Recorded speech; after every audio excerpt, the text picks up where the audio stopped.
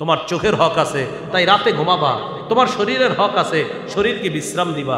তোমার স্ত্রীর হক আছে, বিবিকে সময় দিবা। আবার তোমার মেহমানের হক আছে, মেহমানকেও তুমি সময় দিতে হবে। এটা নবী শিখায় দেবে। তাহলে কি করতে হবে? ঘুমাইতে হবে, শরীরকে আরাম দিতে হবে। এখন মাশাআল্লাহ এমন এক অবস্থা, মাঝে মাঝে এরকম করে সকাল 10টায় এসে একটু বয়ান করতে পারবেন না? কটায়? মনে করেন সকাল 10টায় এসে একটু বয়ান করতে পারবেন না?